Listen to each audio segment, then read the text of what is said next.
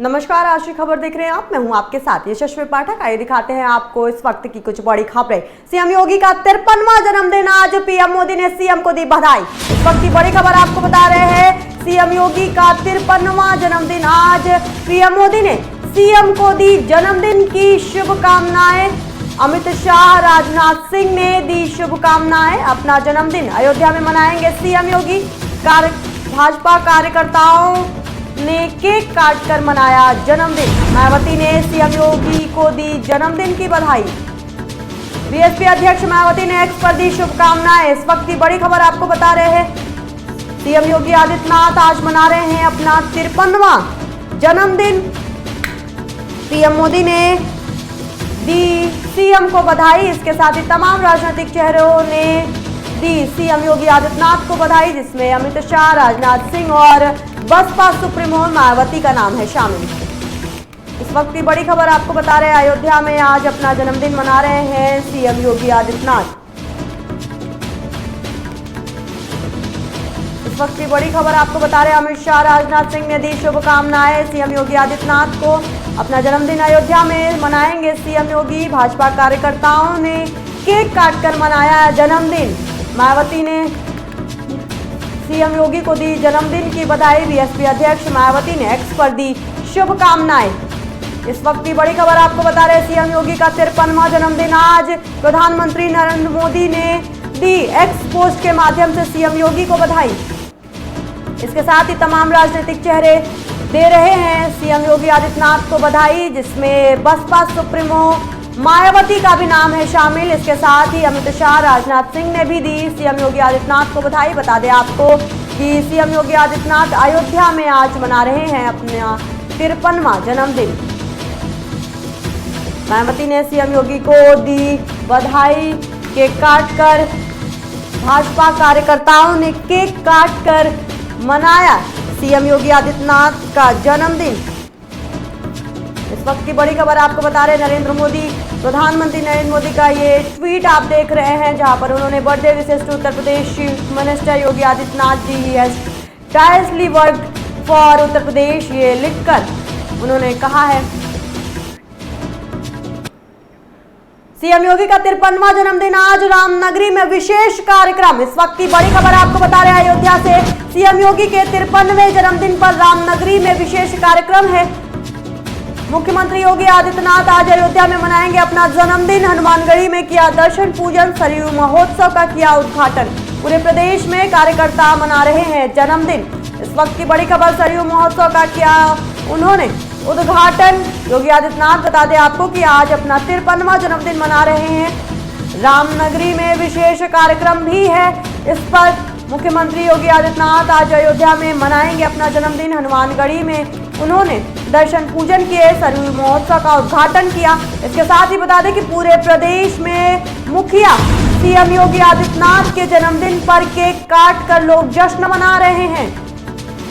इस वक्त की बड़ी खबर, पूरे प्रदेश में कार्यकर्ता मना रहे हैं योगी आदित्यनाथ का जन्मदिन। आज 53 साल के हो गए हैं उत्तर प्रदेश के मुखिया योगी आदित्यनाथ, जिनको लगातार बधाई संदेश मिल रहे हैं, न सिर्फ राजनीतिक चेहरों से बल्कि उत्तर प्रदेश और देश के तमाम हिस्सों से लोग बधाई संदेश योगी आदित्यनाथ के लिए भेज रहे हैं। इस वक्त की बड़ी खबर, हनुमानगढ़ी में सीएम योगी आदित्यनाथ ने दर्शन पूजन से शुरुआत की, सरयू महोत्सव का उद्घाटन किया। पूरे प्रदेश में कार्यकर्ता आज सीएम योगी आदित्यनाथ का हर्षोल्लास से जन्मदिन मना रहे हैं। बता दें आपको कि आज सीएम योगी का 53वां जन्मदिन है, जिस पर पूरा प्रदेश खुश नजर आ रहा है। जनता से लेकर के कार्यकर्ता तक सभी लोग योगी आदित्यनाथ को बधाई संदेश भेज रहे हैं। इस बीच प्रधानमंत्री नरेंद्र मोदी का भी ट्वीट आया और साथ ही बसपा सुप्रीमो मायावती ने भी योगी आदित्यनाथ के लिए बधाई संदेश भेजा। राजनाथ सिंह, अमित शाह ने भी शुभकामनाएं दी हैं। इसके साथ ही बता दें आपको कि मुख्यमंत्री योगी आदित्यनाथ आज अयोध्या में अपना जन्मदिन मनाएंगे। साथ ही ये तस्वीरें आप देख रहे हैं, जहां पर योगी आदित्यनाथ दर्शन पूजन कर रहे हैं। इस वक्त की बड़ी खबर, बता रहे हैं आपको सरयू नदी का उद्घाटन भी उन्होंने किया है। रामनगरी में विशेष कार्यक्रम भी आज उनके जन्मदिन पर आयोजित किया जा रहा है। मुख्यमंत्री योगी आदित्यनाथ आज अयोध्या में अपना जन्मदिन, अपना 53वां जन्मदिन मना रहे हैं। इसके साथ ही बता दें आपको कि हनुमानगढ़ी में उन्होंने दर्शन पूजन किया और सरयू महोत्सव का उद्घाटन भी आज योगी आदित्यनाथ ने किया है। पूरे प्रदेश में कार्यकर्ता हर्षोल्लास से योगी आदित्यनाथ का जन्मदिन मना रहे हैं। इस वक्त की बड़ी खबर आपको बता रहे हैं। ज्यादा जानकारी के लिए हमारे संवाददाता अभिषेक यादव हमारे साथ जुड़े हुए हैं। अभिषेक, एक महोत्सव के तौर पर, एक त्योहार के तौर पर आज पूरा प्रदेश के मुखिया योगी आदित्यनाथ का जन्मदिन मना रहा है। जी, जिस तरह से आज सीएम योगी का 53वां जन्मदिन है, उसके बाद वो अयोध्या में इस समय हनुमानगढ़ी के दर्शन करेंगे और उसके बाद जो वहां पे मौजूद कार्यकर्ता उनसे मुलाकात करेंगे। क्योंकि जिस तरह से आप देखिए पूरे प्रदेश के अंदर कार्यकर्ताओं के अंदर जोश और उत्साह देखने को मिल रहा है कि जिस तरह से उत्तर प्रदेश के मुखिया योगी आदित्यनाथ का 53वां जन्मदिन है, उसके बाद लोगों के अंदर उत्साह और जोश देखने को मिल रहा है। तमाम जो बीजेपी के कार्यकर्ता हैं और जो तमाम योगी आदित्यनाथ के चाहने वाले हैं और जो पक्ष के नेता हैं, बड़े नेता हैं या विपक्ष के बड़े नेता हैं, तमाम लोगों ने बधाई और शुभकामनाएं दी हैं सीएम योगी आदित्यनाथ को। और आज सीएम योगी आदित्यनाथ अयोध्या के दौरे पर भी है, जहां पर वो हनुमानगढ़ी जाएंगे और रामलला के जो प्राण प्रतिष्ठा हो रही है उसमें मुख्य अतिथि के रूप में शामिल होंगे। जी शशि। अभिषेक, क्योंकि दर्शन पूजन भी आज हनुमानगढ़ी में योगी आदित्यनाथ ने किया है, और कुछ क्या खास होने वाला है क्योंकि रामनगरी में आज महोत्सव की तरह मनाया जा रहा है सीएम योगी आदित्यनाथ का जन्मदिन? जी यशस्वी, अगर देखें तो आज जिस तरह से प्राण प्रतिष्ठा में शामिल थे और मुख्य अतिथि थे, तो कहीं ना कहीं ये देखा जा रहा है कि वो सरयू महोत्सव का उद्घाटन भी करेंगे। तो जिस तरह से वहाँ पे महोत्सव लगता है, सरयू महोत्सव, वो बड़े पैमाने पे लगता है, जहाँ पे काफी लोग वहाँ पे जुटते हैं और सरयू में स्नान करते हैं। तो इसको लेकर ये बड़ा है कि सरयू उत्सव का उद्घाटन भी कर रहे हैं। तो कहीं ना कहीं ये एक बड़ा कार्यक्रम के तौर पर अयोध्या के अंदर माना जाता है। और पूरे प्रदेश के अंदर जिस तरह से स्नान को लेकर दौर चल रहा है, कहीं ना कहीं गंगा दशहरा भी आज के दिन है, तो गंगा दशहरा को भी देखते हुए गंगा के घाटों पे अब लगातार देखिए लोगों की भीड़ बढ़ रही। तो कहीं ना कहीं सरयू में भी लाखों लोग स्नान करने के लिए वहां मौजूद होंगे। जी शशि। अभिषेक, फैन फॉलोइंग भी कितनी, एक राजनेता के तौर पर फैन फॉलोइंग भी कितनी सीएम योगी आदित्यनाथ की है कि न सिर्फ राजनीतिक चेहरे बल्कि कार्यकर्ता और साथ ही केंद्र सरकार में भी तमाम बड़े चेहरे, चाहे प्रधानमंत्री नरेंद्र मोदी हो, अमित शाह हो, राजनाथ सिंह हो, मायावती हो, सब बधाई संदेश भेज रहे हैं। तो ये जनता का प्यार और राजनीति में जिस तरीके की छवि योगी आदित्यनाथ ने बनाई है, ये कितना भी अहम रखता है कि फैन फॉलोइंग भी बहुत योगी आदित्यनाथ की है। जी, जिस तरह से जनता के बीच सीएम योगी की बड़े पैमाने पे लोग उनके चाहने वाले और खास कर ये देखा गया जिस तरह से युवाओं में उनका क्रेज है, तो जिस तरह से उनके जन्मदिन को एक जन्म उत्सव की तरह मना रहे हैं, तो कहीं ना बेहद ये पता चलता है कि सीएम योगी उत्तर प्रदेश में कितने बड़े राजनीतिक चेहरे हैं। और आप चाहे पक्ष की बात कर ले, चाहे उनके जो पार्टी के प्रधानमंत्री नरेंद्र मोदी हैं और गृह मंत्री अमित शाह हैं, रक्षा मंत्री राजनाथ सिंह, तमाम, और विपक्ष की मायावती, तो कहीं ना कहीं तमाम पक्ष और विपक्ष के नेताओं ने उनको जन्म उत्सव पर बधाई दी। तो कहीं ना कहीं ये देखा जाता है कि जिस तरह से सीएम योगी का क्रेज है, जिस तरह से युवाओं में जोश है, देखने को मिल रहा है कि जन्म उत्सव पूरा उत्सव की तरह मनाया जा रहा है। जी शशि। बहुत शुक्रिया अभिषेक तमाम जानकारी देने के लिए।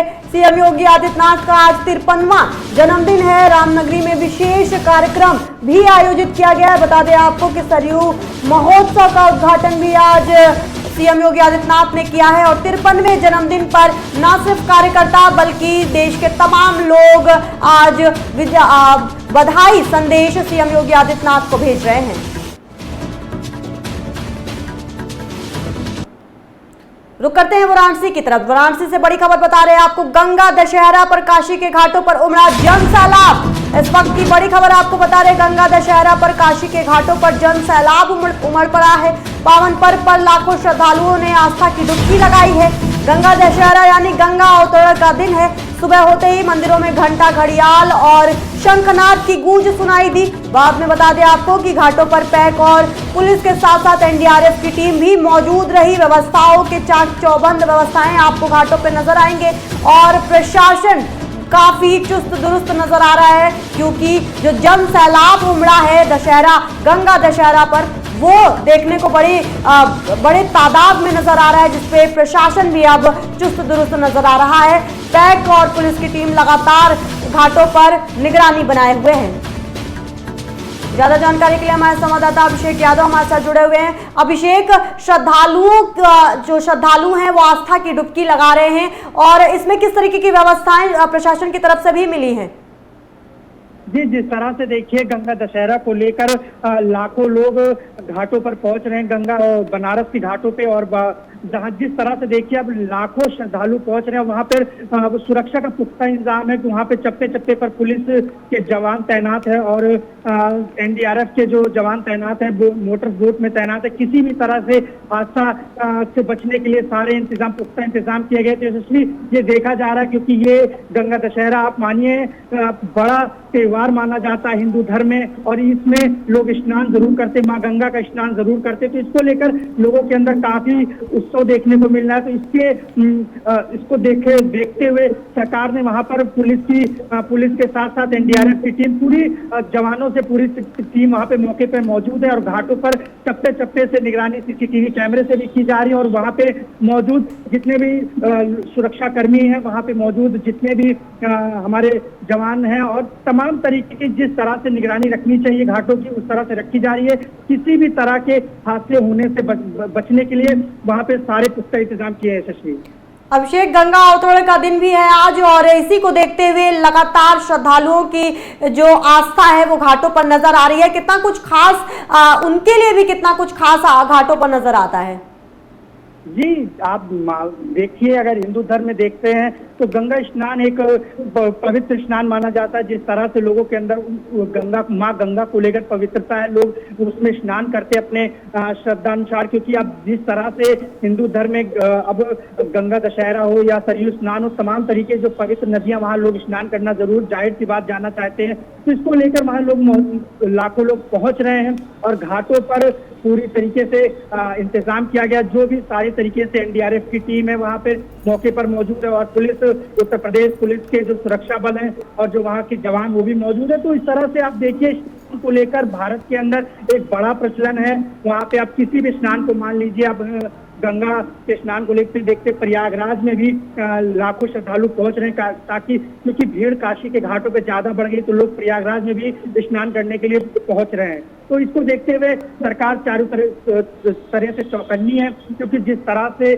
स्नान को लेकर यशस्वी यूपी के अंदर क्रेज, यूपी के साथ साथ पूरे भारत में क्रेज देखने को मिलता है। कहीं ना कहीं आप ऐसी चीजें कहीं और किसी देश में देखने को नहीं मिलेगा। बहुत शुक्रिया अभिषेक, तमाम जानकारी देने के लिए। इस वक्त की बड़ी खबर आपको बता रहे हैं, आस्था की डुबकी लगा रहे हैं श्रद्धालु वाराणसी से। ये बड़ी खबर आपको बता रहे, गंगा दशहरा पर काशी के घाटों पर जन सैलाब उमड़ पड़ा है, जिसको देखते हुए एनडीआरएफ की टीम और पुलिस और प्रशासन भी चुस्त दुरुस्त नजर आ रही है। घाटों पर निगरानी रखी जा रही है ताकि किसी भी हादसे को टाला जा सके।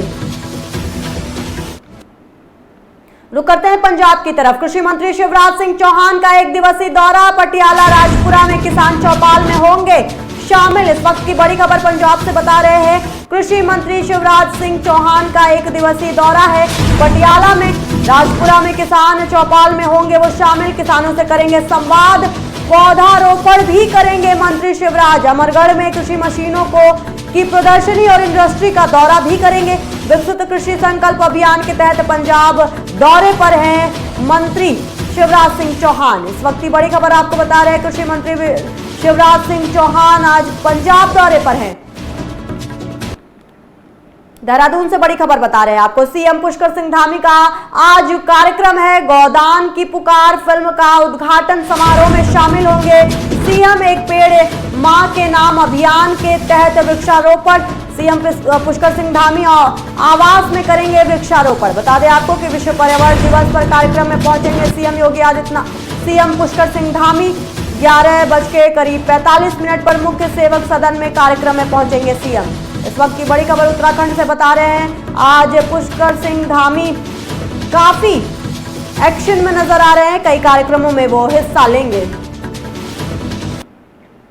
जम्मू कश्मीर में एनआईए का बड़ा एक्शन, शोपियां जिले में कई स्थानों पर छापेमारी कर रही है एनआईए। कुलगाम में 4 जगहों पर एनआईए की चल रही है छापेमारी। कश्मीर में कई जगहों पर एनआईए की छापेमारी। इस वक्त की बड़ी खबर आपको बता रहे, जम्मू कश्मीर से ऑपरेशन सिंदूर रुका नहीं है, थमा नहीं है और इसी के मद्देनजर तमाम छापेमारियां एनआईए के द्वारा किए जा रहे हैं। जी हाँ, जम्मू कश्मीर में एनआईए का बड़ा एक्शन। शोपिया जिले में कई स्थानों पर छापेमारी कर रही है एनआईए। इसके साथ ही एनआईए के बाद अगर बात की जाए तो कुलगाम में 4 जगहों पर एनआईए की चल रही है छापेमारी।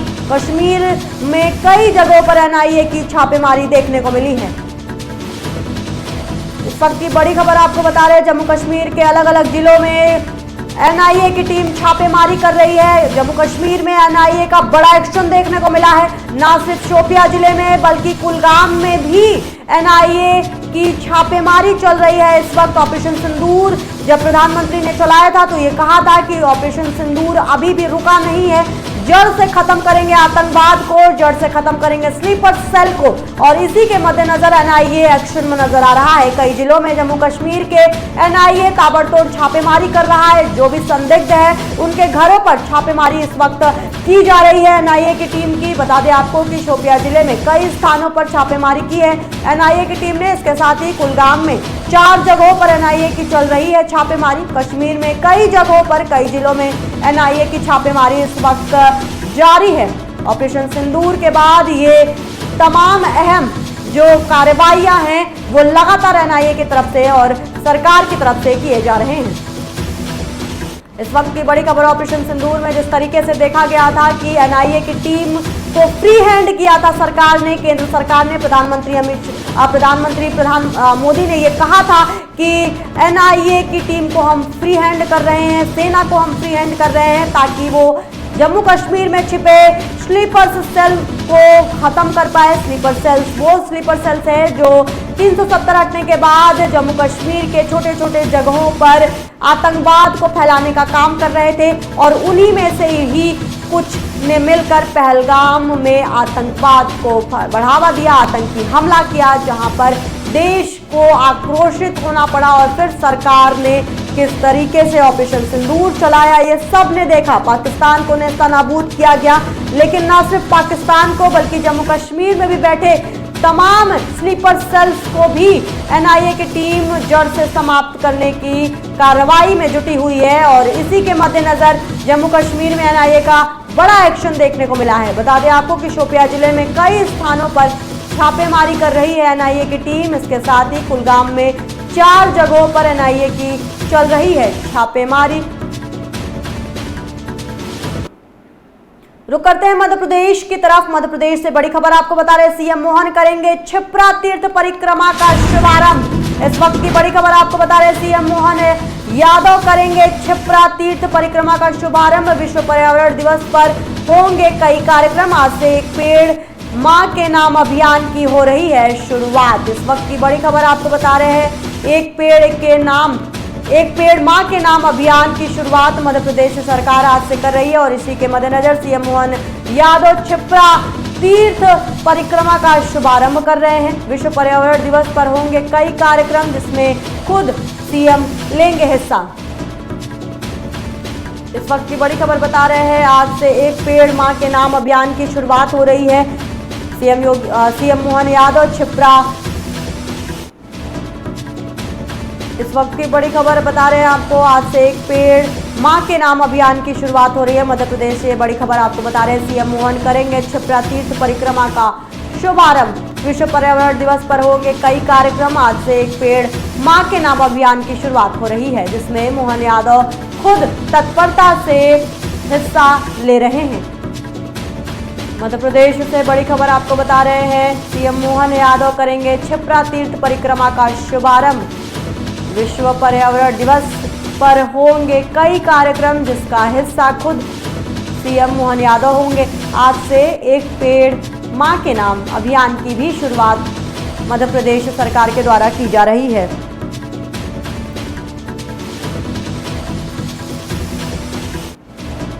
इस वक्त की बड़ी खबर आपको बता रहे हैं, मध्य प्रदेश से बड़ी खबर, विश्व पर्यावरण दिवस पर कई कार्यक्रम में आयोजित होंगे।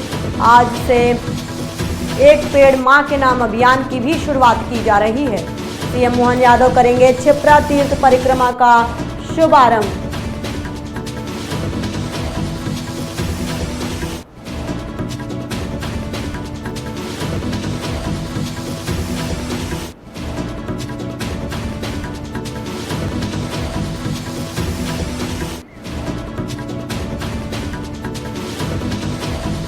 मध्य प्रदेश से बड़ी खबर आपको बता रहे हैं। सीएम मोहन यादव करेंगे क्षिप्रा तीर्थ परिक्रमा का शुभारंभ। विश्व पर्यावरण दिवस पर होंगे कई कार्यक्रम। आज से एक पेड़ मां के नाम अभियान की भी शुरुआत मध्य प्रदेश सरकार के द्वारा की जा रही है, जिसमें खुद तत्परता से लेंगे हिस्सा मध्य प्रदेश के मुख्यमंत्री सीएम मोहन यादव। इस वक्त की बड़ी खबर आपको बता रहे हैं। आज से एक पेड़ मां के नाम अभियान की शुरुआत हो रही है। इसके साथ ही पर्यावरण दिवस पर कई कार्यक्रम भी आयोजित किए जा रहे हैं, जिसमें सीएम मोहन यादव खुद हिस्सा लेंगे। सीएम मोहन यादव करेंगे क्षिप्रा तीर्थ परिक्रमा का शुभारंभ।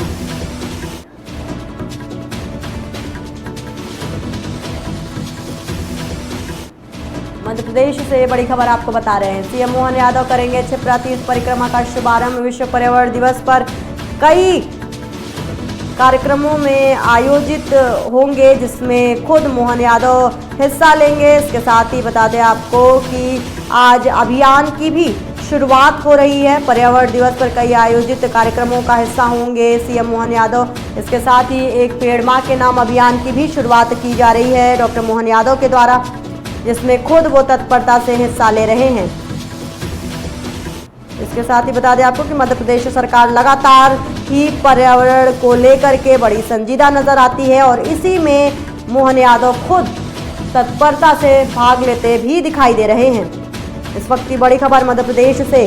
ग्रीन सिटी के नाम से जाना जाता है Madhya Pradesh. Green city, clean city, सबसे ज़्यादा सुंदर और सबसे ज़्यादा स्वस्थ शहरों में से एक है भारत के इंदौर और मध्य प्रदेश, जिसको लेकर के मध्य प्रदेश अक्सर सुर्खियां बटोरता रहता है। पर्यावरण को लेकर के अक्सर मध्य प्रदेश का ये राज्य सुर्खियां बटोरता है और इसमें मोहन यादव भी तत्परता से भाग लेते दिखाई दे रहे हैं। जी हाँ, मध्य प्रदेश के मुख्यमंत्री मोहन यादव तत्परता से भाग ले रहे हैं, ना सिर्फ पर्यावरण के कार्यक्रमों में, बल्कि बता दें आपको कि एक पेड़ मां के नाम अभियान की भी शुरुआत डॉक्टर मोहन यादव के द्वारा की गई है, जिसमें मुख्यमंत्री खुद हिस्सा लेते नजर आएंगे। इसके साथ ही सीएम मोहन यादव क्षिप्रा तीर्थ परिक्रमा का भी शुभारंभ आज से कर रहे हैं।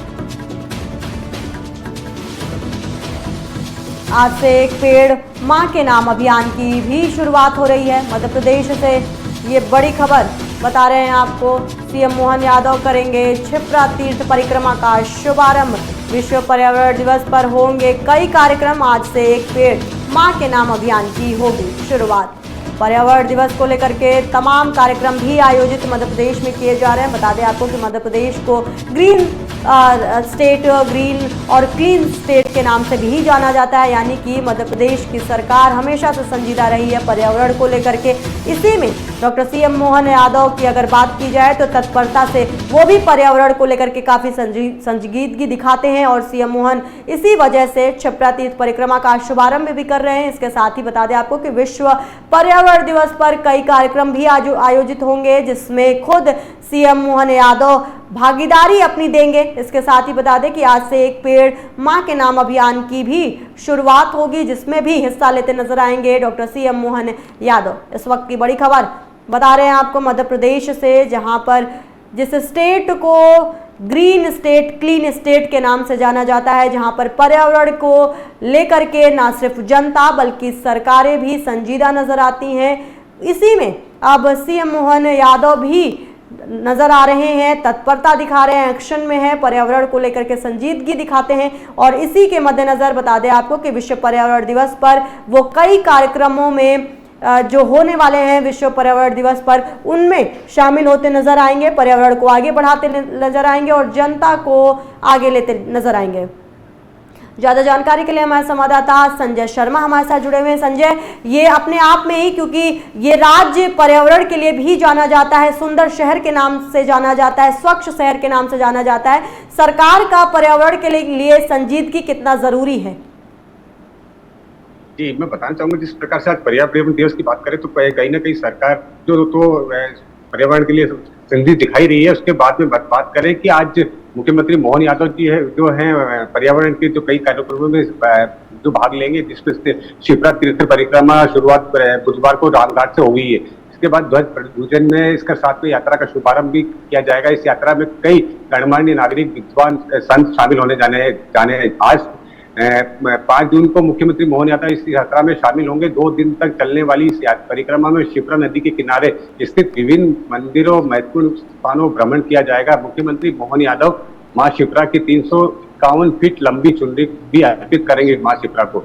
इसके बाद बताना चाहूंगा, इसके बाद में इस मौके पर सेना के सिपनी बैंड, प्रसिद्ध हरि कथा वाचक ग्वालियर के पंडित ढोली, बुद्धा गोवा महाराज, मुंबई की प्रख्यात भजन गायिका स्वाति मेलहुल प्रस्तुतियां देंगे। जिसके बाद में बताना चाहूंगा, मुख्यमंत्री मोहन यादव विश्व पर्यावरण दिवस पर 5 जून को यहाँ कुशाभाऊ ठाकरे अंतर्राष्ट्रीय सभागृह में इस वर्ष के एक पेड़ मां के नाम का शुभारंभ करेंगे। जिसके बाद डॉक्टर मोहन यादव एकीकृत पर्यावरण प्रबंधन पोर्टल भी लॉन्च करेंगे। साथ ही पीएचडी छात्रवृत्ति 35% वार्षिक पर्यावरण पुरस्कार का वितरण भी करेंगे। साथ ही बताना चाहूंगा, विश्व पर्यावरण दिवस पर प्लास्टिक प्रदूषण पर रोक लगाने के लिए मुख्यमंत्री मोहन यादव देश को जनता से अपील करेंगे।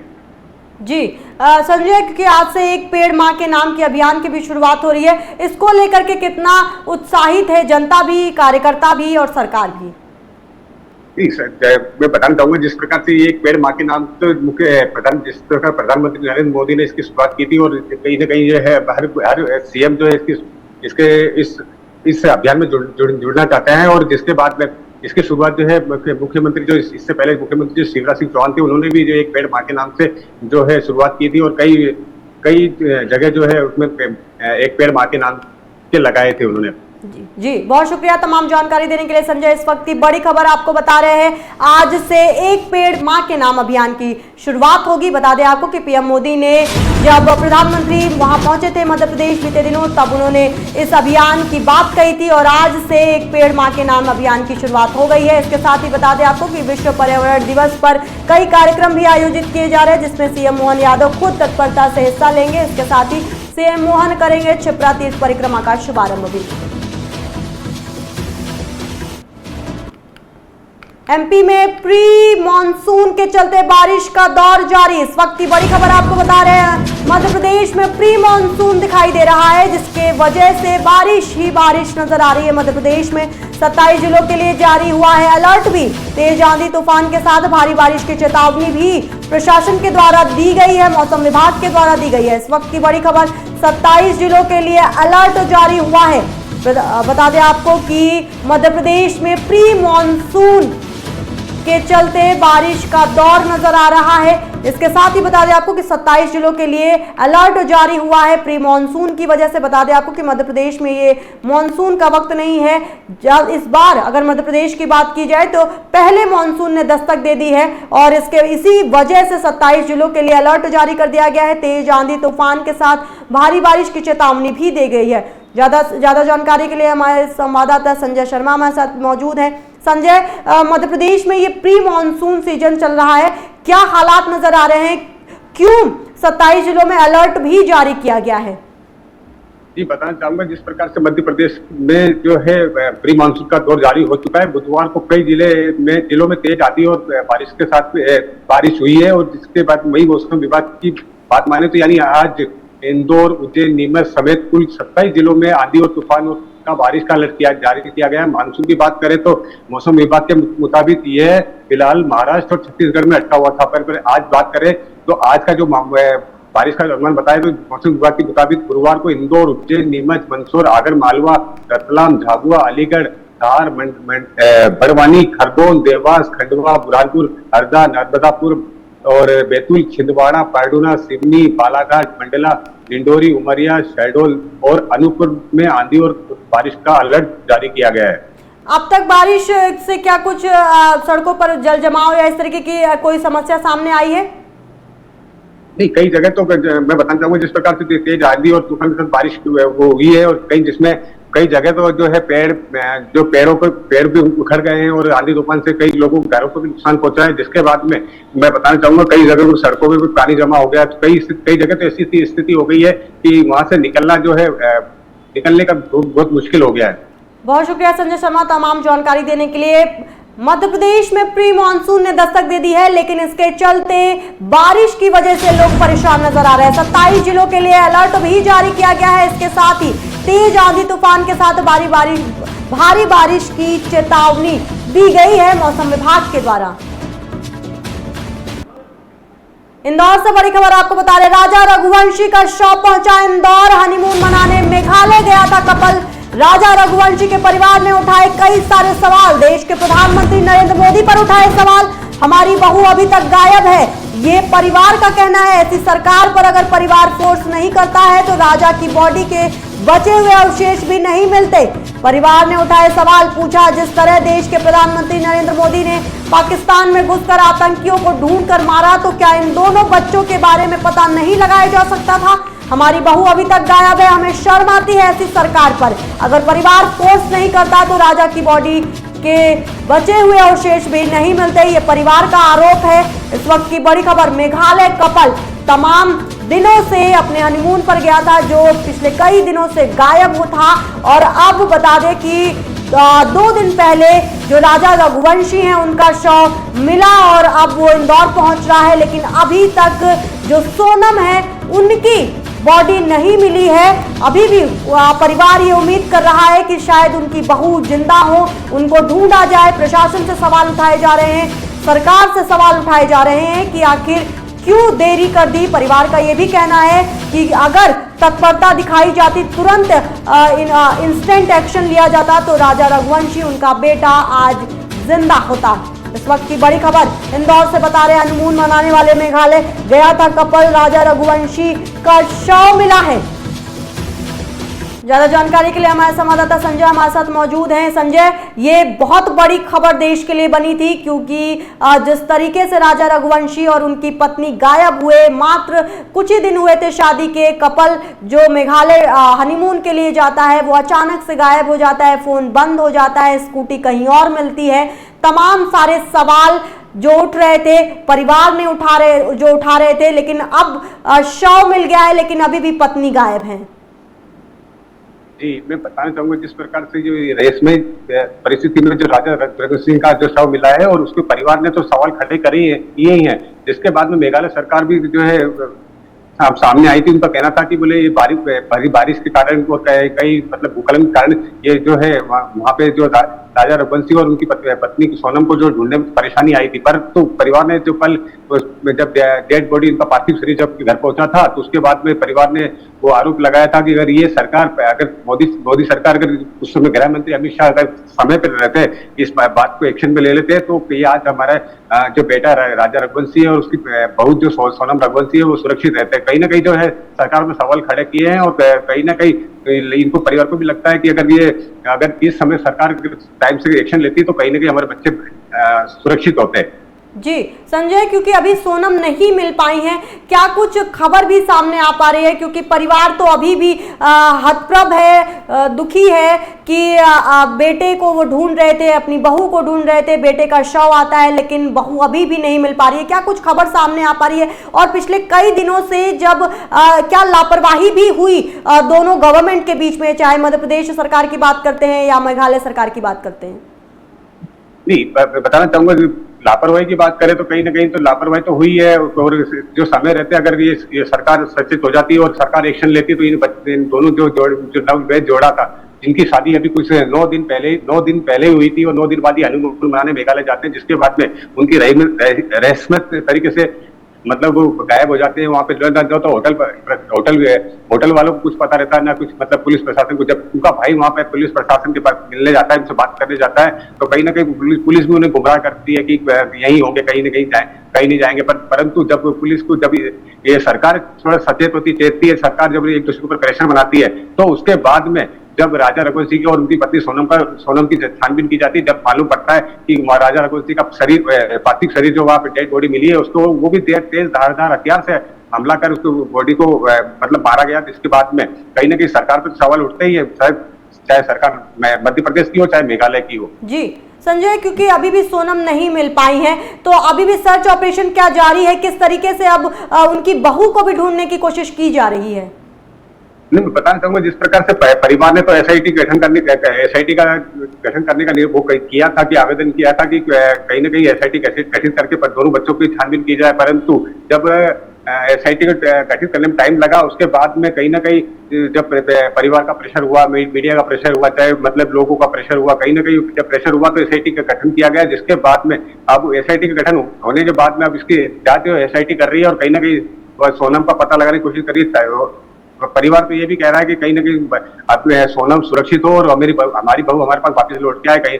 तो परिवार तो अभी मतलब दुखी है, परिवार तो बहुत दुखी है और सबसे ज्यादा तो माँ का जो माँ है उनकी बहुत मतलब सदमे में है कि 9 दिन पहले जो शादी हुई उसके बाद में 9 दिन बाद हनीमून मनाने जाते हैं और कहीं ना कहीं गायब हो जाते हैं और उसके बाद में राजा रघुवंशी का शरीर जो मिलता है उसके बाद में माँ तो कल जब पार्थिव शरीर उनका घर पहुंचा था तो माँ का तो रो के बुरा हाल था और पिताजी भी जो सदमे में थे कहीं ना कहीं। और उनके जो अंकल थे उन्होंने तो ये मांग की थी कि बोले हमने तो जो अगर आप परिवार अगर जोर नहीं देता तो ये हमारे राजा रघुवंशी का पार्थिव शरीर भी नहीं मिल पाता और जो जिस स्थिति में थी तो वो शरीर भी हमारे तक नहीं पहुंच पाता। बहुत शुक्रिया संजय तमाम जानकारी देने के लिए। इंदौर का ये केस अब चर्चा बटोर रहा है, सुर्खियां बटोर रहा है, क्योंकि राजा रघुवंशी का शव तो मिल गया लेकिन उनकी पत्नी सोनम यानी कि रघुवंशी परिवार की बहू अभी भी नहीं मिल पाई हैं। उनके साथ क्या हुआ, इन दोनों कपल के साथ क्या हुआ, तमाम सवाल परिवार पूछ रहा है। इसके साथ ही आरोप भी लगा रहा है कि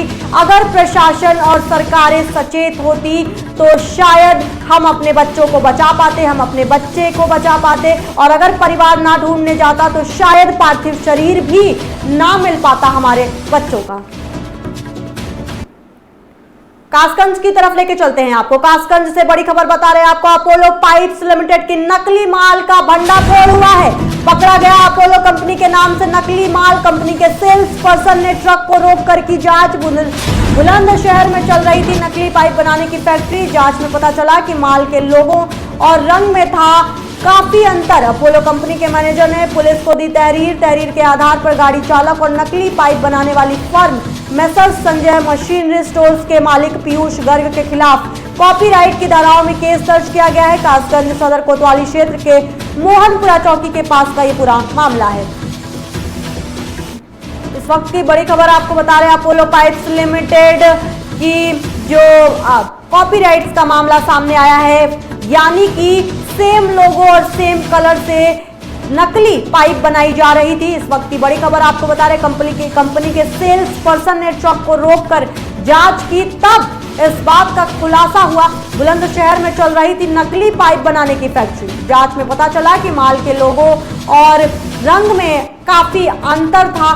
अपोलो कंपनी के मैनेजर ने पुलिस को दी तहरीर के आधार पर गाड़ी चालक और नकली पाइप बनाने वाली firm messrs Sanjay machinery store के मालिक पीयूष गर्ग के खिलाफ कॉपीराइट की धाराओं में केस दर्ज किया गया है।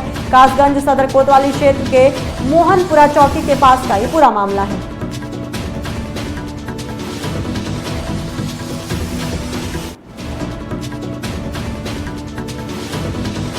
इस वक्त की बड़ी खबर आपको बता रहे हैं, अपोलो पाइप्स लिमिटेड के नकली माल का भंडाफोड़ किया है पुलिस ने। कासगंज से ये बड़ी खबर आपको बता रहे हैं, पकड़ा गया अपोलो कंपनी के नाम से नकली माल।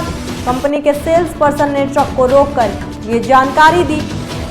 बता दें आपको कि पहले एक ट्रक जा रही थी जिसको कंपनी के सेल्स पर्सन ने ट्रक को रोका और उसमें जांच की तो फिर ये खुलासा हुआ। बुलंदशहर में चल रही थी नकली पाइप बनाने की फैक्ट्री। जांच में पता चला कि माल के लोगों और रंग में था काफी अंतर।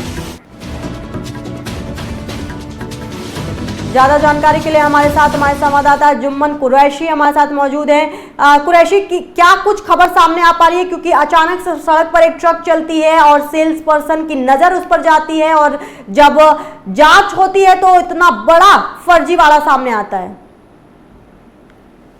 जी, मैं आपको बता दें, ये पूरा मामला कासगंज सदर कोतवाली क्षेत्र के मोहनपुरा पुलिस चौकी के पास का है, जहां अपोलो कंपनी के जो पाइप थे वो नकली भरकर जो गाड़ी में पिकअप में ले जाए जा रहे थे। तभी ये जो है उसकी सूचना जो अपोलो कंपनी के जो कर्मचारी थे उनको मिल गई। उन्होंने पीछा करते हुए जो पिकअप गाड़ी को पकड़ लिया, जिसमें अपोलो कंपनी का नकली माल भरा हुआ था, जो कि बुलंदशहर में फर्जी जो माल तैयार किया जाता है अपोलो कंपनी का नकली, अपोलो वहाँ से बुलंदशहर से आ रहा था कासगंज के लिए बिक्री करने के लिए। तभी जानकारी होने के बाद जो उसके अपोलो कंपनी के कर्मचारी थे, उन्होंने उसको पीछा करते हुए कासगंज में पकड़ लिया और जिसकी सूचना पुलिस को दी गई। पुलिस ने जो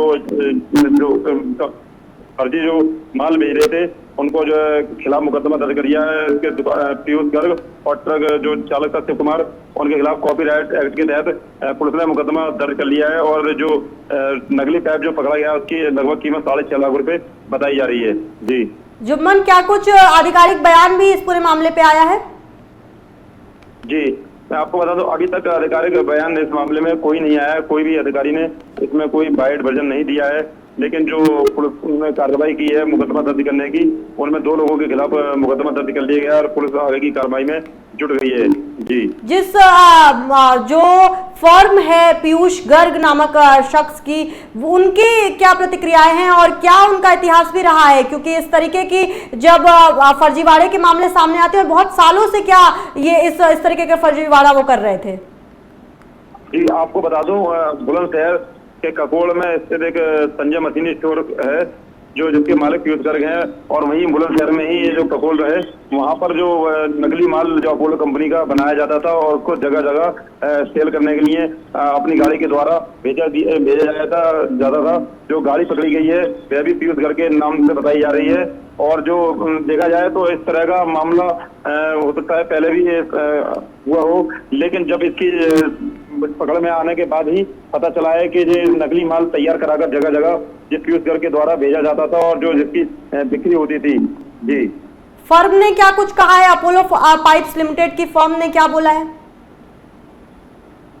जो अपोलो फर्म कंपनी के जो कर्मचारी हैं उन्होंने कहा है कि हमारी तरफ से कोई भी कंपनी नकली माल नहीं बनाती है और जो भी माल होता है हमारा वो कंपनी का जो मार्का ओरिजिनल होता है।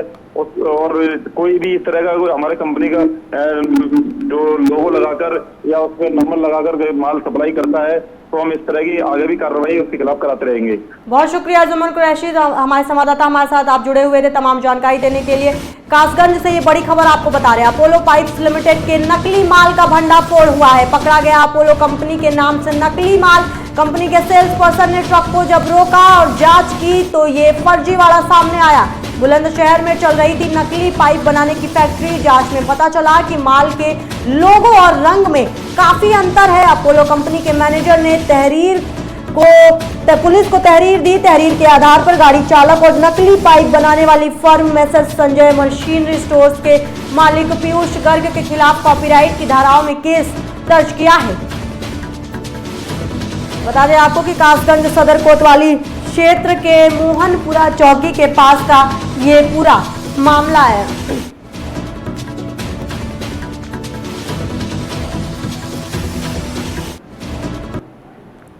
लखनऊ की तरफ लेकर चलते हैं आपको। उत्तर प्रदेश की राजधानी लखनऊ से बड़ी खबर बता रहे हैं आपने। भूमि आवंटन मामले में 3 अधिकारी निलंबित हो गए हैं। औद्योगिक विकास मंत्री नंदगोपाल नंदी ने यह कार्रवाई की है। ग्रेनो महाप्रबंधक आर.के. देव, प्रबंधक कमलेश मणि चौधरी, तत्कालीन वरिष्ठ ड्राफ्टमैन सुरेश कुमार भी निलंबित कर दिए गए हैं। बगैर अधिग्रहण ही 8000 वर्ग मीटर भूमि आवंटित की गई थी। मंत्री ने तीनों अनुशासनात्मक कार्रवाई के निर्देश दिए। अन्य कर्मचारियों की भूमिका पर भी चल रही है जांच। 2008 में ग्रेनो वेस्ट के पतवाड़ी में अधिग्रहण शुरू हुआ था। 2023 में प्राधिकरण ने गांव में आवासीय प्लाट योजना शुरू की। 5 आवंटियों को अधिक बोली लगाने पर प्लाट आवंटित किए गए। इनको लेकर कुल 9600 वर्ग मीटर जमीन का आवंटन किया गया, जबकि 1600 वर्ग मीटर जमीन का ही अधिग्रहण किया गया था। आरोपी कर्मियों ने बाकी 8000 वर्ग मीटर की लीज प्लान बनाए।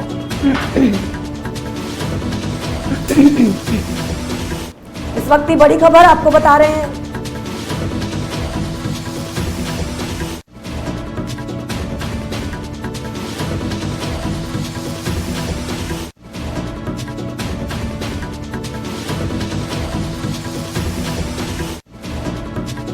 औद्योगिक विकास मंत्री नंदगोपाल नंदी ने ये कार्रवाई की है।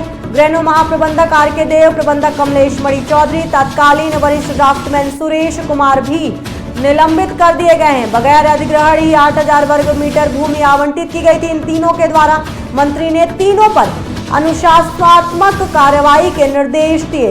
अन्य कर्मचारियों की भूमिका की भी जांच चल रही है। 2008 में ग्रेनो वेस्ट के पतवाड़ी में अधिग्रहण शुरू हुआ था। 2023 में प्राधिकरण ने गांव में आवासीय प्लाट योजना शुरू की। इस वक्त की बड़ी खबर आपको बता रहे हैं, 5 आवंटियों को अधिक बोली लगाने पर प्लॉट आवंटित करने का आरोप लगा है। तीनों शख्स पर इनको कुल 9600 वर्ग मीटर जमीन का आवंटन किया गया है।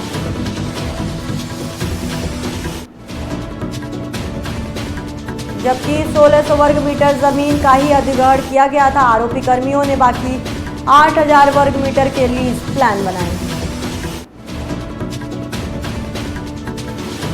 इस वक्त की बड़ी खबर आपको बता रहे हैं, तत्कालीन वरिष्ठ ड्राफ्टमैन सुरेश कुमार को भी निलंबित कर दिया गया है। बगैर अधिग्रहण 8000 वर्ग मीटर भूमि आवंटित की गई थी।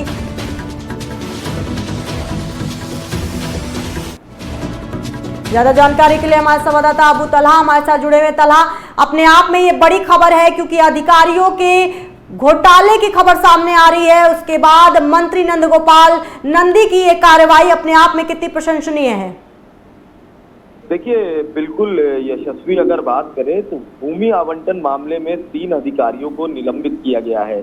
अगर बात करें तो देखिए, औद्योगिक विकास मंत्री जो है नंदगोपाल नंदी ने ये कार्रवाई की है क्योंकि 2008 में ग्रेनो वेस्ट के पतवाड़ी में अधिग्रहण शुरू हुआ था। उसके बाद कह सकते हैं 2023 में प्राधिकरण ने गांव में आवासीय प्लॉट योजना शुरू करी थी और इसी में गड़बड़ी पाई गई। उसको देखते हुए लगातार इस पूरे मामले की जांच चल रही थी और जांच में जब 3 बड़े अधिकारी की संलिप्तता पाई गई, दोषी पाए गए, तो उस आधार पर इन 3 अधिकारियों पर कार्रवाई की गई है। अगर बात करें तो देखिए, जो इस वक्त तत्कालीन वरिष्ठ ड्राफ्टमैन सुरेश कुमार हैं, उनको निलंबित किया गया है। साथ साथ ग्रेनो महाप्रबंधक आर.के. देव और प्रबंधक कमलेश मणि चौधरी पर यह कार्रवाई की गई है। और देखिए, बगैर अधिग्रहण ही 8000 वर्ग की जो भूमि है उनको आवंटित कर दिया गया था। तो मतलब कहीं ना कहीं एक बड़ा खेल करने की कोशिश की गई थी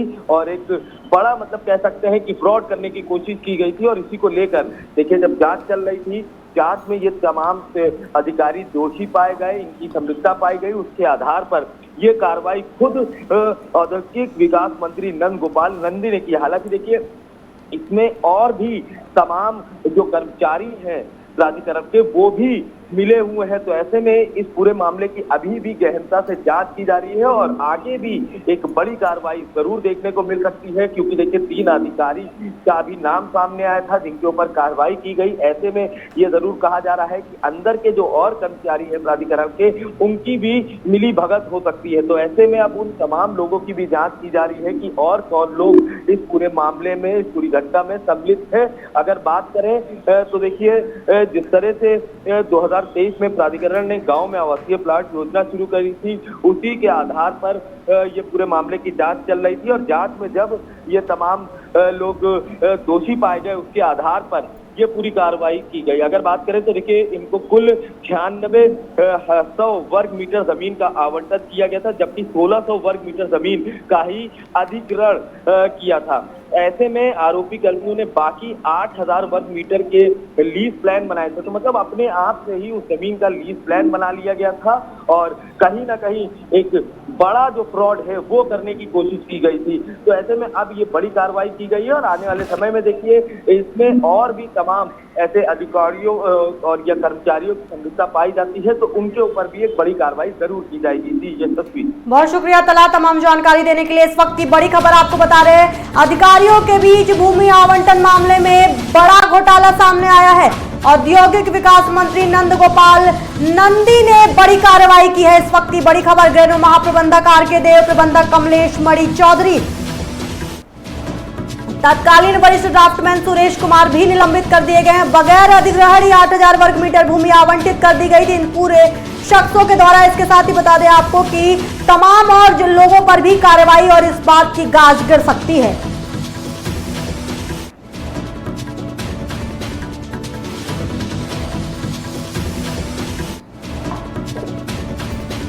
इस वक्त की बड़ी खबर आपको बता रहे हैं, औद्योगिक विकास मंत्री नंद गोपाल नंदी ने बड़ा एक्शन किया है अधिकारियों पर। गृह महाप्रबंधक आर.के. देव, प्रबंधक कमलेश मणि चौधरी समेत ड्राफ्टमैन सुरेश कुमार को भी निलंबित कर दिया गया है।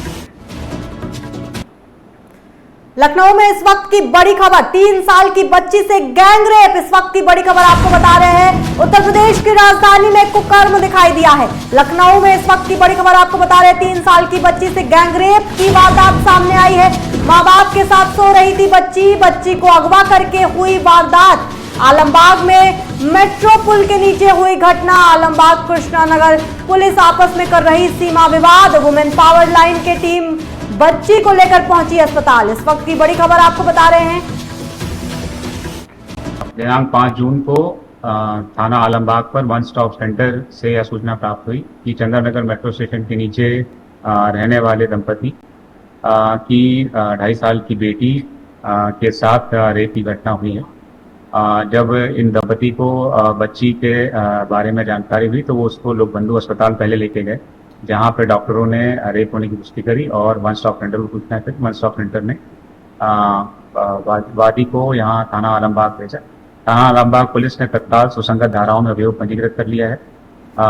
जो विक्टिम है उसका इलाज लोकबंधु अस्पताल में किया जा रहा था, जहां से उसको हायर सेंटर के लिए रेफर किया गया है। साथ में पुलिस के साथ वादी के साथ में पुलिस और मेडिकल की टीम वगैरह है। इस पूरे घटनाक्रम के अनावरण के लिए 5 टीमें लगाई गई हैं। हम सभी अधिकारीगण मौके पर मौजूद हैं। शीघ्र इस घटना का अनावरण। लखनऊ से हैवानियत की खबर सामने आ रही है, जहां 3 साल की बच्ची से गैंगरेप की वारदात को अंजाम दिया गया है। मां बाप के साथ बच्ची सो रही थी, जिसके बाद बच्ची को अगवा कर लिया गया और इस वारदात को अंजाम दिया गया। आलमबाग में मेट्रो पुल के नीचे ये घटना हुई है। बताया जा रहा है कि आलमबाग कृष्णानगर पुलिस आपस में सीमा विवाद कर रही है। इसके साथ ही वुमेन पावर लाइन की टीम बच्ची को लेकर अस्पताल पहुंची है। ज्यादा जानकारी के लिए हमारे संवाददाता अबू तला हमारे साथ जुड़े हुए। तला, अपने आप में ही ये कुकर्म, ये हैवानियत उत्तर प्रदेश की राजधानी में दिखाई दी है और इससे भी ज्यादा विवादास्पद ये है कि पुलिस प्रशासन क्या सवाल अपने ऊपर करेगी, क्या वो एक्शन ले रहे हैं? देखिए, बिल्कुल यशस्वी बात करें तो उत्तर प्रदेश की राजधानी लखनऊ से दिल दहलाने वाली घटना सामने आई है, जहां 3 साल की बच्ची से गैंगरेप की घटना सामने आई है। हालांकि देखिए, ये जरूर दावा किया जाता है कि उत्तर प्रदेश पूरा कह सकते हैं अपराध मुक्त हो गया है। उसके बावजूद उत्तर प्रदेश की राजधानी लखनऊ से ऐसी घटना सामने आई है। अगर बात करें लखनऊ पुलिस की तो देखिए, ये मामला आलमबाग मेट्रो स्टेशन के नीचे का था। बावजूद इसके वो बच्ची जब रोड पर तड़प रही थी तो दोनों पुलिस, चाहे कृष्णानगर पुलिस की बात करें चाहे आलमबाग पुलिस की बात करें, दोनों ही पुलिस टीम सीमा विवाद में फंसी हुई थी। ऐसे में वुमेन पावर लाइन की जो टीम है वो उस बच्ची को अस्पताल लेकर पहुंचती है, जहां पर लोकबंधु अस्पताल में उसका इलाज कराया जाता है और उसके बाद उसको हायर सेंटर भेज दिया जाता है। पर इस पूरे मामले की अगर बात करें तो देखिए, जो लगातार दावे किए जाते हैं उत्तर प्रदेश सरकार की तरफ से कि उत्तर प्रदेश अपराध मुक्त हो चुका है, जहां एक तरफ पूरे सरकार के लोग उत्तर प्रदेश के मुख्यमंत्री योगी आदित्यनाथ का जन्मदिन मना रहे हैं, वहीं दूसरी तरफ उत्तर प्रदेश की राजधानी लखनऊ से यह घटना सामने आई है। अब अगर बात करें तो 2 दिन पहले ही उत्तर प्रदेश को एक नया कार्यवाहक डीजीपी दिया गया है राजीव कृष्णा के रूप में, और खुद उन्होंने जब प्रेस ब्रीफिंग की थी तो उन्होंने कहा था ऐसी घटनाओं पर अंकुश लगाया जाएगा, कहीं ना कहीं जो पुलिसिंग है उसको और बेहतर किया जाएगा, क्योंकि लगातार इस तरह की जो घटना होती है उसमें कहीं ना कहीं पुलिस की बड़ी लापरवाही सामने आती है। पुलिस हमेशा ऐसी घटनाओं में, अगर 2 थाने क्षेत्रों के बीच का मामला है तो उसमें सीमा विवाद में फंसी रहती है, तो उसको और बेहतर करा जाएगा। इन तमाम चीजों को लेकर राजीव कृष्णा ने प्रेस कॉन्फ्रेंस की थी और ये कहा था खुद कि उत्तर प्रदेश की राजधानी लखनऊ में जहां खुद तमाम बड़े नेता खुद उत्तर प्रदेश के मुख्यमंत्री रहते हैं, ऐसी जगहों पर ज्यादा से ज्यादा कानून व्यवस्था बेहतर रहे उसका दावा किया गया था। पर पूरे दावे पर पानी फिरता हुआ नजर आ रहा है। 2 दिन पहले डीजीपी ने चार्ज लिया और आज 2 दिन बाद एक बड़ी घटना उत्तर प्रदेश की राजधानी लखनऊ से देखने को मिली। अगर बात करें तो जब उत्तर प्रदेश के डीजीपी राजीव कृष्णा ने चार्ज लिया तभी तमाम विपक्ष की पार्टियां जो है उन्होंने ट्वीट के माध्यम से ये भी सरकार को कहा था कि कहीं ना कहीं उत्तर प्रदेश में कानून व्यवस्था बिल्कुल खराब है, उसको कैसे बेहतर करेंगे ये नई डीजीपी, इसका सवाल भी उत्तर प्रदेश के नई डीजीपी से पूछा गया था तो उन्होंने कहा था कि मैं बहुत एक्सपीरियंस पुलिसकर्मी हूं और तमाम ऐसे जिलों में वो तैनात रह चुके हैं जहां की कह सकते हैं जहां पे बड़े बड़े दंगे देखने को मिले। तो ऐसे में उन्होंने कहा था कि बेहतर पुलिसिंग करेंगे और ऐसी घटनाओं पर अंकुश लगाएंगे। तो देखिए, जहां एक तरफ उत्तर प्रदेश के मुख्यमंत्री योगी आदित्यनाथ का जन्मदिन मनाया जा रहा, वहीं दूसरी तरफ उत्तर प्रदेश की राजधानी लखनऊ से एक ये बड़ी घटना सामने आई। हालांकि घटना को लेकर सबसे बड़ा सवालिया निशान पुलिस पे खड़ा होता है कि जब ये घटना की जानकारी पुलिस को दी गई तो 2 थानों की पुलिस सीमा विवाद में फंसी रही। ऐसे में वुमेन पावर लाइन के जो लोग हैं उन्होंने उस बच्ची को अस्पताल में भर्ती कराया, पुलिस सीमा विवाद में फंसी रही, इस वजह से मुकदमा भी दर्ज होने में देर लगी। तो देखिए, ये वो लोग हैं, कह सकते हैं कि लोग गरीब लोग थे जो लोग रोड पे सो रहे थे, उनकी बच्ची के साथ ये घटना हुआ और इसी वजह से पुलिस ने इस मामले को सीरियस नहीं लिया। ऐसे में अगर हाई प्रोफाइल मामला होता तो तुरंत पुलिस एक्टिव होती है। तो ये लोग भी देखिए इसी देश के रहने वाले लोग हैं, यही उत्तर प्रदेश के रहने वाले लोग हैं, आखिर इनके साथ क्यों अन्याय होता है, ये तमाम सवाल है जो उत्तर प्रदेश के पुलिस को इसका जवाब देना चाहिए। पर कहीं ना कहीं देखा जाए तो लखनऊ पुलिस की बड़ी लापरवाही इस घटना में देखने को मिली और कहीं ना कहीं इस घटना को लेकर लखनऊ पुलिस सवालिये घेरे में है। जी तला, क्या अब तक कुछ पता चल पाया है कि कौन लोग थे, बच्ची को किस तरीके से वो, क्योंकि पेरेंट्स सो रहे थे साथ में, बच्ची को कैसे बहला फुसला के वो साथ में ले गए, क्या कुछ अभी पहला इनिशियल रिपोर्ट कुछ आ पाया है? देखिए, बच्ची की अगर बात करें तो बच्ची की स्थिति इस वक्त अच्छी नहीं है और यही वजह है कि उसको लोकबंधु से पीजीआई अस्पताल में भर्ती करा दिया गया। पर बड़ी लापरवाही देखिए, लगातार हम इस बात का जिक्र कर रहे हैं कि लखनऊ पुलिस की सबसे बड़ी लापरवाही है, क्योंकि जब वो घटना की सूचना दी गई, बच्ची रोड पर तड़पती रही, बावजूद इसके जो 2 थाने की पुलिस है, कृष्णानगर पुलिस और आलमबाग पुलिस, वो सीमा विवाद में फंसी रही। और देखिए, जब इस तरह की घटना हो जाती है तब पुलिस का रिएक्शन सामने जरूर आता है कि जल्द से जल्द इस घटना का खुलासा किया जाएगा।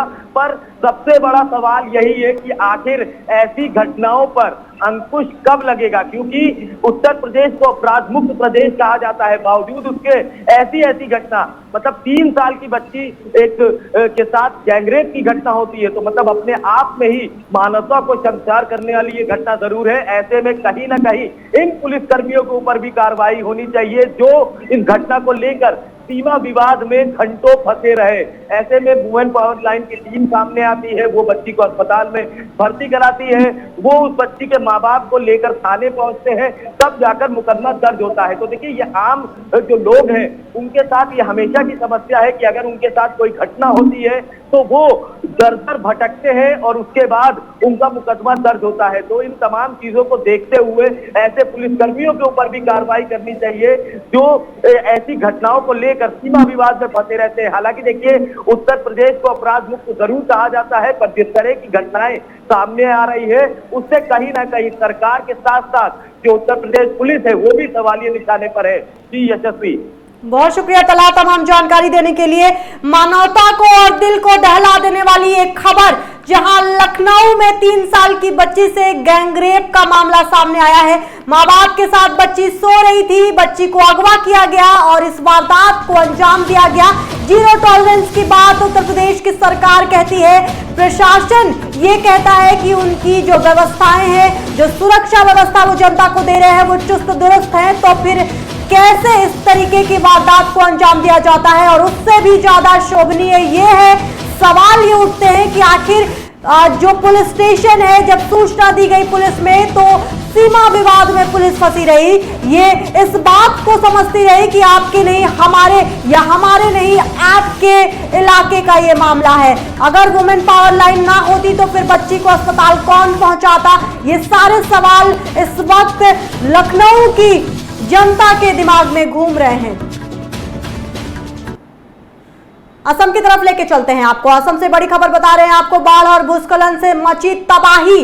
भारी बारिश से अब तक 19 लोगों की मौत हो चुकी है। बाढ़ के कारण सड़कें, बुनियादी ढांचे को पहुंच चुका है नुकसान। असम की तरफ लेकर चलते हैं आपको। असम से ये बड़ी खबर बता रहे हैं आपको, बाढ़ और भूस्खलन से तबाही मची है असम में। भारी बारिश से अब तक 19 लोगों ने अपनी जान गंवा दी है। बता दें आपको कि बाढ़ के कारण सड़कें, बुनियादी ढांचों को नुकसान पहुंचा है। सड़कें टूट गई हैं, जगह जगह गड्ढे हो गए जहां पानी भर चुका है। और इस सब के बीच जो सबसे ज्यादा दर्दनाक है वो ये है कि इस भारी बारिश से 19 लोगों ने अपनी जान भी गंवा दी है। इस वक्त की बड़ी खबर, बाढ़ और भूस्खलन से असम में तबाही मच गई है।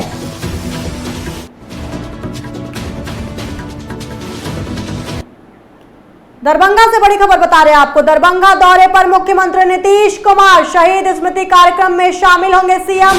शहीद सूरज नारायण सिंह सभा समिति कार्यक्रम में होंगे सीएम शामिल। कार्यक्रम में सभा को संबोधित भी करेंगे नीतीश कुमार। जगह जगह बैरिकेडिंग, सीसीटीवी कैमरे और पुलिस बल तैनात किए गए हैं। ट्रैफिक को लेकर विशेष रूट प्लान भी लागू किया गया है। इस वक्त की बड़ी खबर, नीतीश कुमार बिहार की जनता को आज संबोधित करेंगे दरभंगा में। बता दें आपको कि बिहार में विधानसभा के चुनाव भी होने वाले हैं, जिसको लेकर के सभी पार्टियां नजर आ रही हैं सड़कों पर जनता के बीच। और इसी श्रेणी में दरभंगा अब जाएंगे नीतीश कुमार। शहीद स्मृति कार्यक्रम में होंगे शामिल। शहीद सूरज नारायण सिंह सभा स्मृति कार्यक्रम में होंगे शामिल। कार्यक्रम में सभा को संबोधित भी करेंगे सीएम नीतीश। जगह जगह बैरिकेडिंग, सीसीटीवी कैमरे और पुलिस बल तैनात किए गए हैं। इसके साथ ही ट्रैफिक को लेकर विशेष रूट प्लान भी लागू किया गया है ताकि जनता को कोई भी प्रकार की दिक्कतों का सामना ना करना पड़े।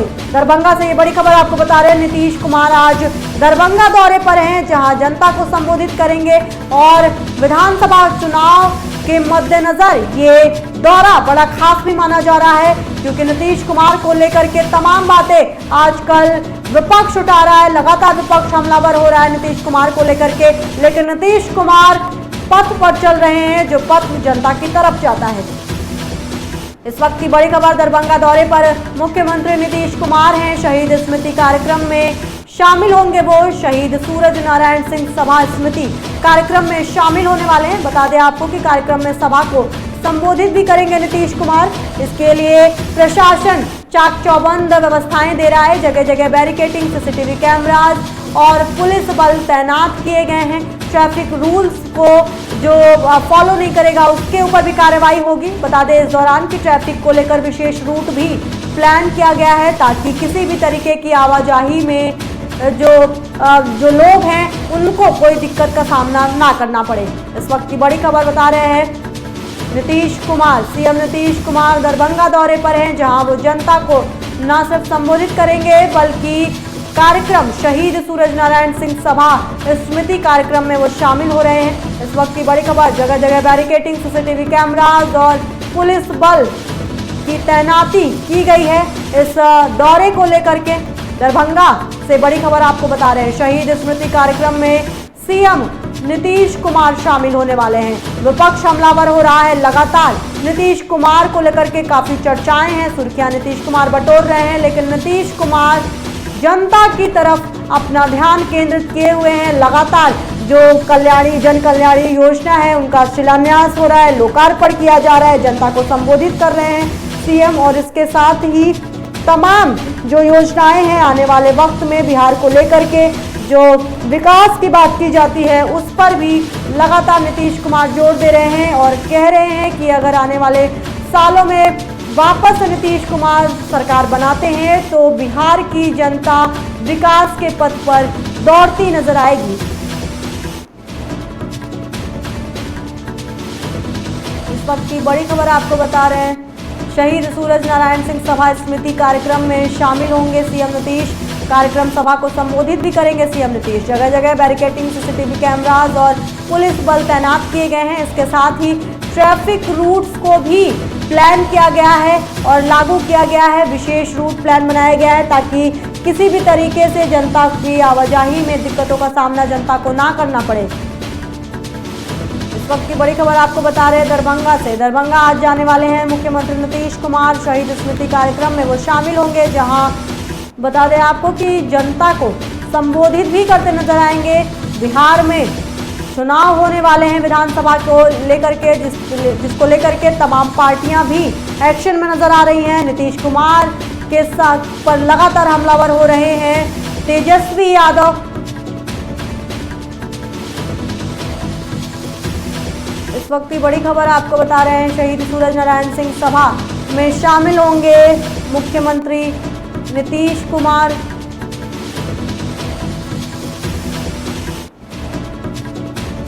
जगह जगह बैरिकेडिंग और ट्रैफिक विशेष रूट भी प्लान किया गया है।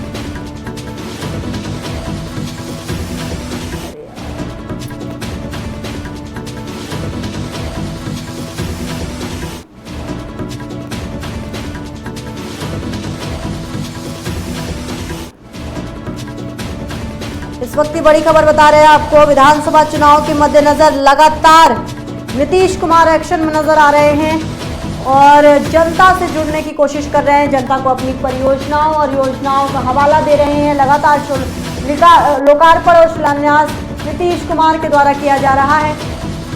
इसी श्रेणी में आज दरभंगा जाने वाले हैं मुख्यमंत्री नीतीश कुमार, जहां वो शहीद स्मृति कार्यक्रम में शामिल होंगे। बता दें आपको, शहीद सूरज नारायण सिंह सभा स्मृति कार्यक्रम में वो शामिल होने वाले हैं। कार्यक्रम में सभा को संबोधित भी किया जाएगा।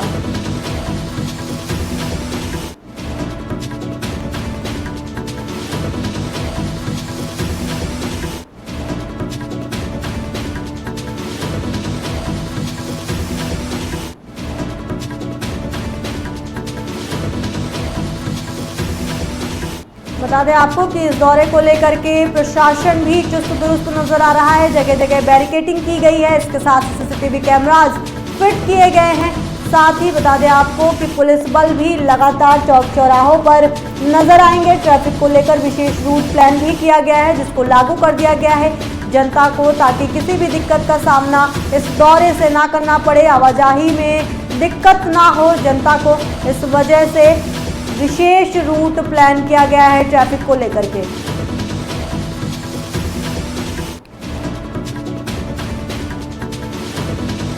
बता दें कि शहीद सूरज नारायण सिंह सभा स्मृति कार्यक्रम में शामिल होने वाले हैं मुख्यमंत्री नीतीश कुमार।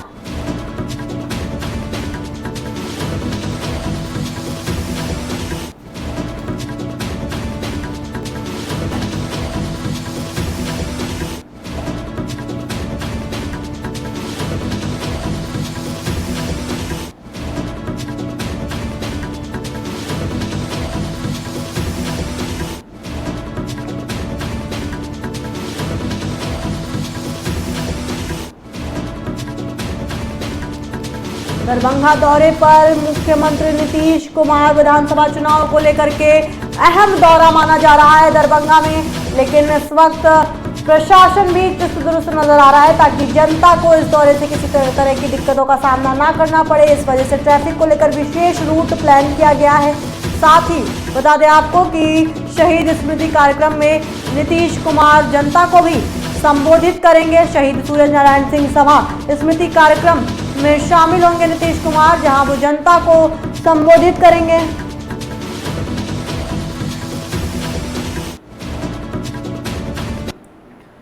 लखीमपुर खीरी से बड़ी खबर बता रहे हैं आपको, बाघ के हमले में महिला की मौत से ग्रामीणों में आक्रोश नजर आ रहा है। परिजनों में वन विभाग के खिलाफ काफी रोष नजर आ रहा है। डीएफओ समेत अन्य अधिकारियों ने परिजनों से मुलाकात की है। राहत कोष से 5 लाख की सहायता दिलाने का भी आश्वासन दिया गया है डीएफओ के द्वारा।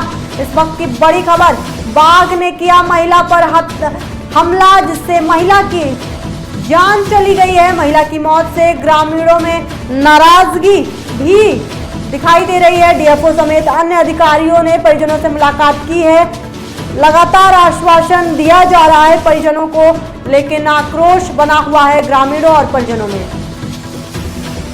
बेटा है, उनको सरकारी नौकरी मिले, चाहे वन विभाग में मिले, चाहे किसी विभाग में मिले। चूंकि वन विभाग इसकी जिम्मेदार है, इसलिए वन विभाग को ये नौकरी उनको देना चाहिए। 1 महीने का हमने समय दिया कि उनको तत्काल नौकरी दिया जाए, और हमने 10 लाख रुपया की डिमांड की। जिंदगी तो चली गई, लेकिन परिवार आगे बढ़े, इसके लिए 5 लाख रुपया राजस्व विभाग से दुर्घटना बीमा मिलेगा, और 5 लाख रुपया वन विभाग अपने विभाग के तरफ से 5 लाख रुपया दे, ताकि 10 लाख रुपया में इस परिवार की जीविका निर्वाहन होने का एक काम हो सके। और हमने जंगल के किनारे तार फेंसिंग करने का हमने बात रखी कि इसको तत्काल किया जाए। यही 4-5 जो मुद्दे हैं इसको लेकर के हमने 1 महीने का समय अभी दिया और हमने कहा कि 1 महीने के अंदर ये सारी बातें पूरी होनी चाहिए। और ये जो जनता है, ये जनता भी 1 महीने के अंदर अगर ये सारी बातें पूरी नहीं होगी, ये इको टूरिज्म और टाइगर प्रोजेक्ट जो हमारे ऊपर इस क्षेत्र में थोपा गया है, जिसके चलते ये बाघों के निवाला हमारे घर की महिला पुरुष बन रही है अपने घर में, अपने खेत में। अरे कौन नहीं जानता है रामनगर से लेके कॉलोनाइजेशन पुनर्वासन का जो यहाँ पर बनाया गया, ये जो स्कीम चली, ये जंगल में ही चली। लखीमपुर खीरी से बड़ी खबर दिखा रहे हैं आपको। बाघ के हमले में महिला की मौत हो गई है। महिला की मौत से ग्रामीणों में नाराजगी है। परिजनों में वन विभाग के खिलाफ रोष देखने को मिल रहा है। इसके साथ ही बता दें आपको कि डीएफओ समेत अन्य अधिकारियों ने परिजनों से मुलाकात की है। लगातार आश्वासन दिया जा रहा है। प्रशासन और अधिकारियों के द्वारा राहत कोष से 5 लाख की सहायता दिलाने का दिया गया है आश्वासन। वक्त की बड़ी खबर आपको बता रहे हैं। राहत कोष से 5 लाख की सहायता दिलाने का दिया आश्वासन। महिला की मौत हो गई थी बाघ के हमले से, बता दें आपको कि जिससे ग्रामीणों में काफी नाराजगी देखने को मिल रही है। परिजनों में वन विभाग के खिलाफ काफी रोष नजर आ रहा है। इसको देखते हुए डीएफओ समेत तमाम अधिकारी परिवार से मिलने पहुंचे, ग्रामीणों से मिलने पहुंचे, अपना आश्वासन दिया। कंसोल किया जा रहा है अधिकारियों के द्वारा ग्रामीणों को और परिवार को। साथ ही बता दें आपको कि राहत कोष से 5 लाख की सहायता दिलाने का आश्वासन भी अधिकारियों के द्वारा दिया गया है। इस वक्त की बड़ी खबर आपको बता रहे लखीमपुर में ये बड़ी दर्दनाक खबर सामने आई। बाघ के हमले में महिला की मौत हो गई। इस वक्त की तमाम बड़ी खबरों में बस इतना ही। बाकी के अहम खबरों के लिए आप देखते रहिए आज की खबर।